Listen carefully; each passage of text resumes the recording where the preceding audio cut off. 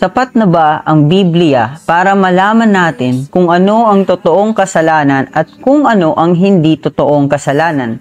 Kung ano ang katwiran at kung ano ang kalikuan? Sa aklat ng ikalawang Timoteo, Kabanata 3, talata 16, ang lahat ng kasulatan ay kinasiyahan ng Diyos at nagagamit sa pagtuturo ng katotohanan, sa pagtatama sa maling katuruan, sa pagtutuwid sa likong gawain, at sa pagsasanay para sa matuwid na pamumuhay. Totoong makakatulong ang Biblia para malaman natin kung ano ang kasalanan at hindi kasalanan, kung ano ang totoong kabanalan at kung ano ang totoong kasalanan. Kaso, alam niyo po ba na ginagamit din ni Satanas ang Biblia o ang salita ng Diyos para iligaw ang tao o para dayain ang tao? Sa aklat ng Mateo, Kabanata 4, talata 6, sinabi nito sa kanya, "Kung ikaw ang anak ng Diyos, magpatihulog ka sapagkat nasusulat, sa kanyang mga anghel, ikay itatagubilin, at sa kanilang mga kamay, ikay aalalayan, nang sa mga bato, paamoy hindi masasaktan."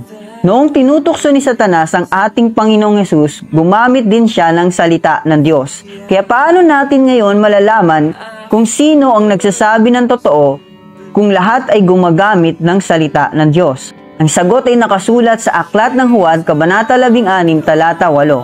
Pagdating niya ay kanyang patutunayan sa mga taga-sanlibutan na mali ang pagkakilala nila tungkol sa kasalanan, tungkol sa pagiging matuwid at tungkol sa paghatol ng Diyos. Mali sila tungkol sa kasalanan sapagkat hindi sila nananalig sa akin. Mali sila tungkol sa pagiging matuwid sapagkat ako'y pupunta sa Ama at hindi na ninyo makikita. At tungkol sa paghatol ng Diyos sapagkat hinatulan na ang pinuno ng mundong ito. Marami pa akong sasabihin sa inyo, subalit hindi pa ninyo kayang unawain ngayon. Ngunit pagdating ng Espiritu ng katotohanan, papatnubayan niya kayo sa lahat ng katotohanan galing sa Diyos. Sapagkat ang sasabihin niya ay hindi mula sa kanyang sarili, kundi ang kanyang narinig at ipahahayag niya sa inyo ang mga mangyayari sa hinaharap. Pararangalan niya ako sapagkat tatanggapin ng Espiritu mula sa akin ang ipahahayag niya sa inyo. Ang lahat ng sa Ama ay sa akin. Kaya ko sinabing tatanggapin ng Espiritu ang mula sa akin at ipahahayag niya ito sa inyo.